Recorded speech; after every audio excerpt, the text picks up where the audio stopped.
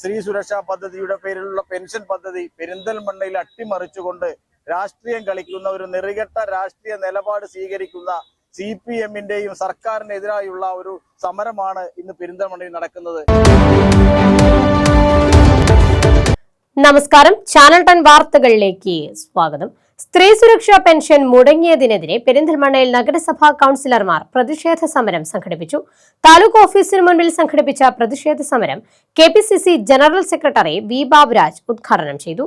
പെരിന്തൽമണ്ണ നഗരസഭയിൽ സ്ത്രീ സുരക്ഷാ പെൻഷൻ ഫെബ്രുവരി 7-ന് കൌൺസിൽ അംഗീകരിച്ച് നടപടികൾ പൂർത്തീകരിച്ച് സർക്കാരിന് അയച്ചതാണെന്നും കേരള സർക്കാർ പെരിന്തൽമണ്ണ നഗരസഭയടക്കം മലപ്പുറം ജില്ലയിലെ നഗരസഭകളിലെ ഉപഭോക്താക്കളെ അവഗണിക്കുന്ന സമീപനമാണ് സ്വീകരിക്കുന്നതെന്നും ആരോപിച്ചായിരുന്നു നഗരസഭാ കൌൺസിലർമാർ താലൂക്ക് ഓഫീസിന് മുൻപിൽ പ്രതിഷേധ സമരം സംഘടിപ്പിച്ചത്. പ്രതിഷേധ സമരം KPCC general secretary V. Baburaj ഉദ്ഘാടനം ചെയ്തു. വലിയ കാലിക പ്രസക്തമായ ഒരു മുദ്രാവാക്യം ഉയർത്തിക്കൊണ്ടാണ് പെരിന്തൽമണ്ണ നഗരസഭയിലെ കൌൺസിലർമാർ ഇതുപോലുള്ള ഒരു പ്രതീകാത്മകമായ സമരത്തിന് നേതൃത്വം കൊടുക്കുന്നത്. ബഷീർ മാഷും അതുപോലെ ചെയർപേഴ്സണും വൈസ് ചെയർപേഴ്സണും ഒക്കെ സൂചിപ്പിച്ചതുപോലെ സ്ത്രീ സുരക്ഷാ പദ്ധതിയുടെ പേരിലുള്ള പെൻഷൻ പദ്ധതി പെരിന്തൽമണ്ണയിൽ അട്ടിമറിച്ചുകൊണ്ട് രാഷ്ട്രീയം കളിക്കുന്ന ഒരു നെറികെട്ട രാഷ്ട്രീയ നിലപാട് സ്വീകരിക്കുന്ന CPM-ന്റെയും സർക്കാരിനെതിരായുള്ള ഒരു സമരമാണ് ഇന്ന് പെരിന്തൽമണ്ണയിൽ നടക്കുന്നത്.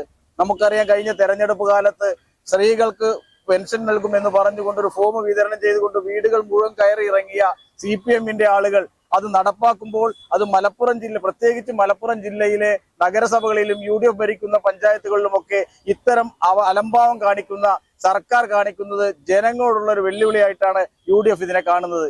ഇന്ന് നേരത്തെ ബഷീർ മാഷ് സൂചിപ്പിച്ചതുപോലെ ഇന്ന് കൌൺസിലർമാരുടെ നേതൃത്വത്തിലാണ് സമരമെങ്കിൽ നാളെ അത് പൊതുജനങ്ങളെ സംഘടിപ്പിച്ചുകൊണ്ടുള്ള ബഹുജന പ്രക്ഷോഭത്തിന് ഐക്യ ജനാധിപത്യ മുന്നണി നേതൃത്വം നൽകും എന്നാണ് ഈ അവസരത്തിൽ പറയാനുള്ളത്.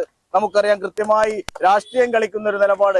തെരഞ്ഞെടുപ്പ് വരാൻ പോകുന്ന ഏതാനും ദിവസങ്ങൾ മാത്രം നിയമസഭാ തെരഞ്ഞെടുപ്പ് നടക്കാൻ ബാക്കിയുള്ള ഈ സമയത്താണ് ഇത്തരം രാഷ്ട്രീയ പകപോക്കൽ നടത്തുന്നത് എന്നാണ് ഞങ്ങൾക്ക് പറയാനുള്ളത്. നഗരസഭാ ചെയർപേഴ്സൺ പച്ചേരി സുരയ്യ ഫാറൂഖ് അധ്യക്ഷത വഹിച്ചു. അതിൽ 1830 അപേക്ഷകൾ നമ്മൾ 7-ാം തീയതി കൗൺസിലിൽ പാസ്സാക്കിയിട്ടുള്ളതാണ്. ആ 7-ാം തീയതി കൗൺസിൽ പാസ്സാക്കിയതിനു ശേഷം പിന്നെ നമ്മുടെ 13-ാം തീയതി സെക്രട്ടറി അപ്രൂവലാക്കി വിട്ടിട്ടുണ്ട്. അതിന്റെ പെൻഷന്റെ പൈസ ഇതുവരെയും നമ്മളെ സർക്കാർ നമ്മളെ മുനിസിപ്പാലിറ്റിയിൽ പിന്നെ പെൻഷൻ സുരക്ഷാ പെൻഷന് കൊടുത്തിട്ടില്ല. അപ്പൊ അതിനെ പ്രതിഷേധിച്ചായിട്ട് ഞങ്ങൾ ഈ സമരം ഇന്നിവിടെ നടത്തിയിട്ടുള്ളത്.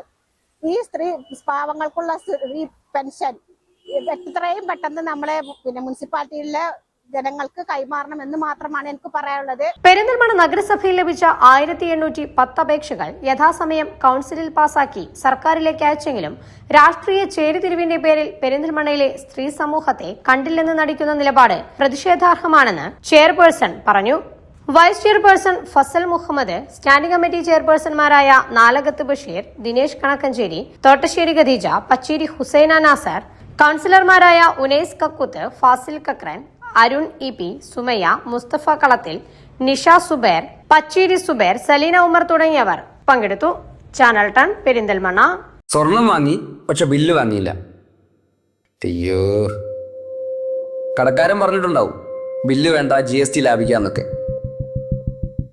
ഒരു ചെറിയ ലാഭത്തിന് വേണ്ടി എത്ര വലിയ റിസ്ക് എടുക്കുന്നത്. നാളെ ഒരു നിയമം വരും.